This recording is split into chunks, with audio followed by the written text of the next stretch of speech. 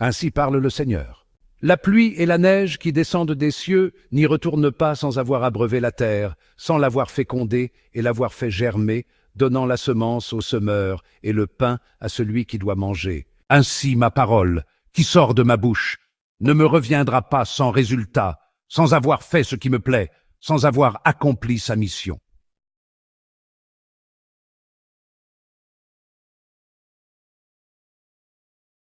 En ce temps-là, Jésus disait à ses disciples, « Lorsque vous priez, ne rabâchez pas comme les païens.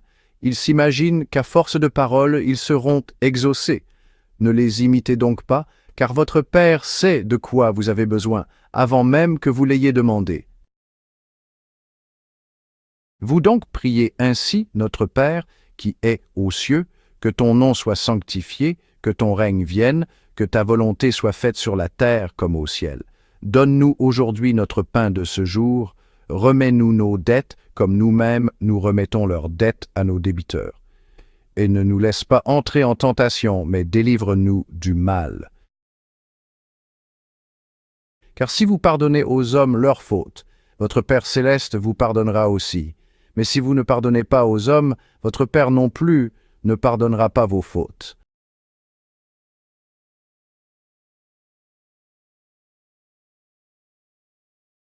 Le Notre Père, guide intemporel de la dévotion chrétienne, nous invite à nous connecter au divin. Sa troisième demande, que ta volonté soit faite sur la terre comme au ciel, revêt un sens profond.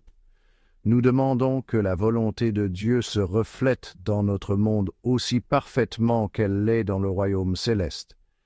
Cette requête n'est pas une acceptation passive, mais une participation active. Nous sommes appelés à être des instruments de la volonté de Dieu, modelant nos actions et nos choix pour s'aligner sur son plan divin. C'est un appel à transformer la terre petit à petit en un reflet de l'harmonie et de l'amour du ciel. Cette demande reconnaît également la réalité de la souveraineté de Dieu. Il est l'autorité ultime et sa volonté gouverne toutes choses. En priant pour que sa volonté soit faite, nous abandonnons nos propres désirs et nous nous soumettons à sa sagesse et à sa direction. Lorsque nous prions que ta volonté soit faite, nous cherchons à imiter les anges. Ils existent dans une obéissance parfaite à Dieu, leur volonté entièrement alignée sur la sienne. Nous aussi, nous sommes appelés à cet état de sainte soumission. Cela ne signifie pas que nous devenons des automates sans cervelle. Le libre arbitre reste un cadeau, mais un cadeau destiné à être utilisé en harmonie avec les désirs de Dieu. Imaginez une danse où nous suivons volontairement et joyeusement la direction de notre partenaire. C'est l'esprit de cette demande. Notre nature humaine, cependant, se rebelle souvent contre cet alignement divin. Nous nous accrochons à nos propres plans, désirs et jugements. Pourtant, la vraie paix et l'épanouissement ne se trouvent que lorsque nous nous abandonnons à celui qui sait ce qui est vraiment le mieux pour nous. La prière « Que ta volonté soit faite » repose sur une croyance fondamentale « Dieu arrange tout pour notre bien ». Il n'est pas une divinité distante, mais un Père aimant qui désire notre bonheur ultime. Même face aux épreuves et aux tribulations, nous pouvons avoir confiance qu'il travaille toutes choses ensemble pour notre bien. Cette confiance ne nous oblige pas à comprendre chaque détail de son plan. Souvent, ces voies dépassent notre entendement. La foi consiste à s'abandonner à sa sagesse, sachant que même lorsque nous ne pouvons pas voir le chemin à parcourir, il nous guide vers notre destination finale, la vie éternelle en sa présence.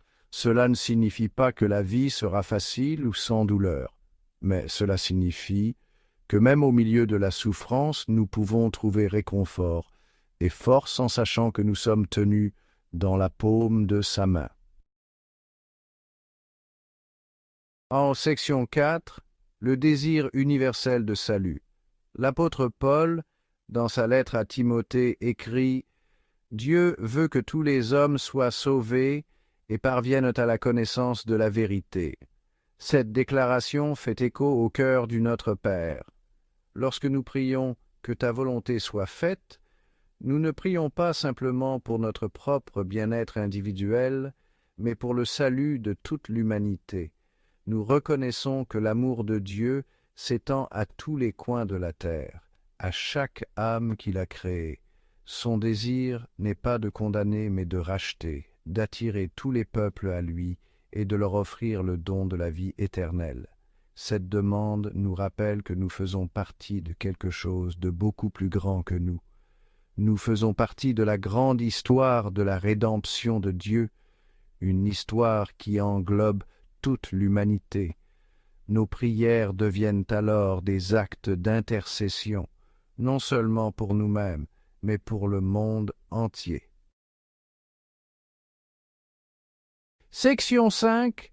Le pouvoir de connaître le nom de Dieu. Le prophète Ésaïe, parlant de la victoire ultime de Dieu, proclame « La terre sera remplie de la connaissance de l'Éternel, comme le fond de la mer est couvert par les eaux. » Cette vision de la connaissance universelle de Dieu est intimement liée à la troisième demande du Notre Père. Connaître le nom de Dieu va au-delà du simple fait de savoir des choses sur lui. Cela signifie une relation profonde et intime, un cœur transformé par son amour et sa grâce. Lorsque nous prions « Que ta volonté soit faite », nous demandons que cette connaissance transformatrice de Dieu se répande sur toute la terre, tout comme elle le fait au ciel. Cette connaissance est la clé d'une paix véritable et durable, le fondement d'un monde où l'amour, la justice et la miséricorde prévalent. C'est l'accomplissement ultime de la volonté de Dieu, au ciel comme sur la terre.